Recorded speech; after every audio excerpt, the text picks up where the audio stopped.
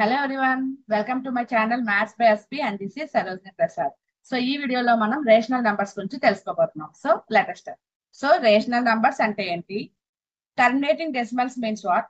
Non terminating recurring decimals అంటే ఏంటి? So వీటన్నిటి డెఫినిషన్స్ అదే విధంగా how to find terminating and non terminating decimals అన్న కూడా ఈ వీడియోలో మనం తెలుసుకుందాం. Okay, so before going in to the topic, let us have a small revision. What are natural numbers, what are whole numbers and what are integers? Okay na? So natural numbers ante only positive numbers, whole numbers ante zero and positive numbers, integers ante positive numbers, negative numbers along with zero.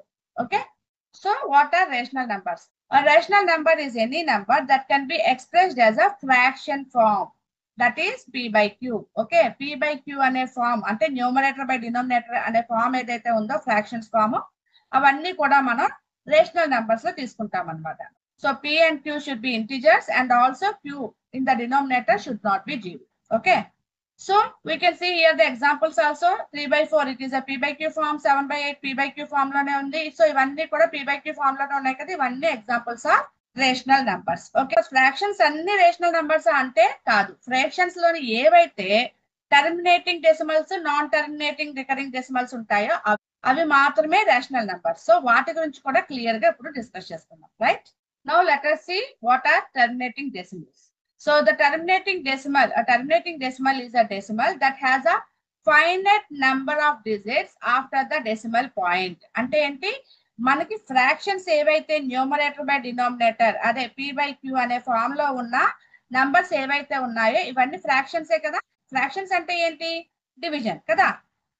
So when we divide the fraction we will get the decimals. Okay, decimals వస్తాయి కదా, ఆ decimals ఈ rule ని follow అవ్వాలన్నమాట. ఓకేనా, so ఆ rule ఏంటి, అది ఎలా వస్తుందా అన్నది ఇప్పుడు మనం చూద్దాం. Right, so let us see how to find the terminating decimals.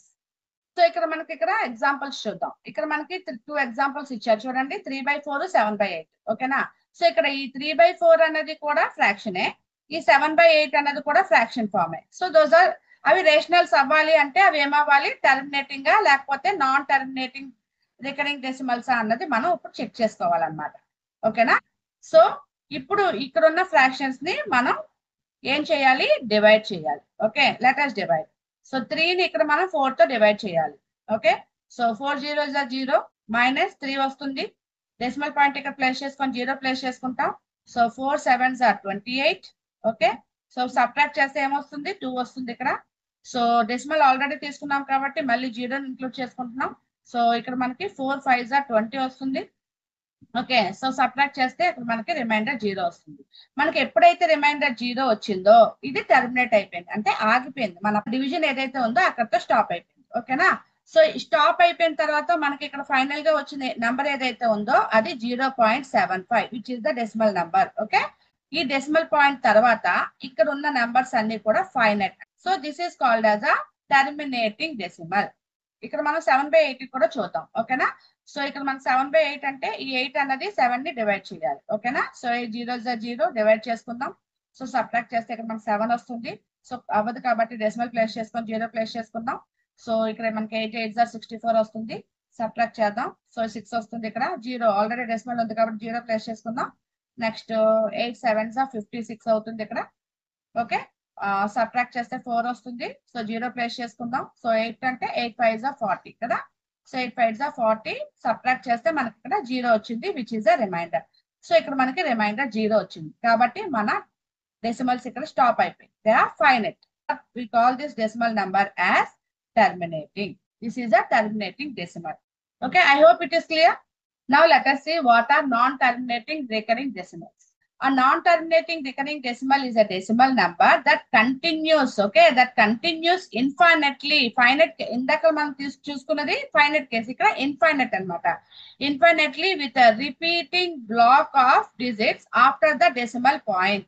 Okay, దీనికి మనం ఎగ్జాంపుల్ చూసాం అనుకోండి, మీకు ఇంకా క్లియర్ గా ఉంటుంది. Okay, find the decimal values of 1 by 3 and 5 by 11. ఇప్పుడు దీనికి డెసిమల్ వాల్యూస్ ఫైండ్ అవుట్ చేయాలి అంటే మనకి ఇక్కడ ఫ్రాక్షన్ ఇచ్చారు, ఈ ఫ్రాక్షన్ ని మనం డివైడ్ చేస్తే మనకి డెసిమల్ ఫామ్ అన్నది వస్తుంది. ఓకేనా, ఆ డెసిమల్ ఫామ్ ని మనం ఐడెంటిఫై చేయాలి, టర్మినేటింగ్ గా నాన్ టర్మినేటింగ్ గా అన్నది. ఓకేనా, so now let us see. So ఇప్పుడు ఈ 1 ని 3 తో డివైడ్ చేద్దాం. ఓకే, సో 0 0 1 వస్తుంది. సో ఇక్కడ డెసిమల్ ప్లేస్ చేసుకుందాం, 0 ప్లేస్ చేసుకుందాం. సో 3 3s are 9 వస్తుంది. ఓకే, సబ్ట్రాక్ట్ చేస్తే 1 వస్తుంది. సో మళ్ళీ 0 ప్లేస్ చేసుకుంటే మళ్ళీ 3 3s are 9 వస్తుంది.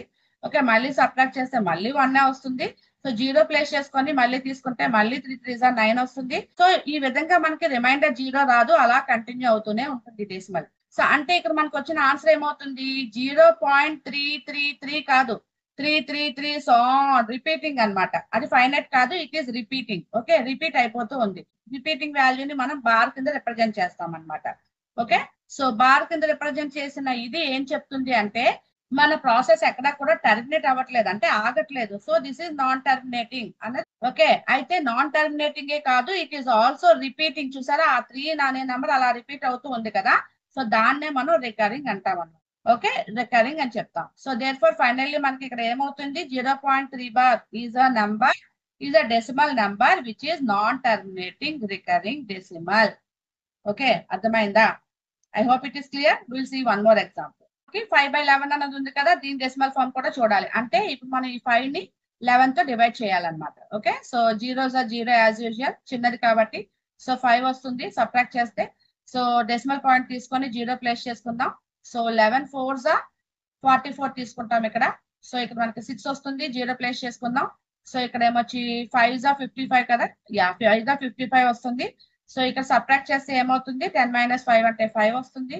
5 వస్తుంది, 0 ప్లేస్ చేసుకుందాం. మళ్ళీ ఏమవుతుంది, 11 4s are 44 వస్తుంది.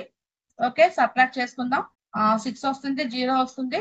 సో మళ్ళీ 5s are 55 తీసుకుందాం. ఓకే, సబ్ట్రాక్ట్ చేసుకుందాం. సబ్ట్రాక్ట్ చేసుకుంటే మళ్ళీ ఇక్కడ మనకి 5 వస్తుంది. ఓకే, 5 కి 0 ప్లేస్ చేసుకుంటే ఇప్పుడు మళ్ళీ మనం తీసుకుంటే ఏమొస్తుందమ్మా, 4 వస్తుంది.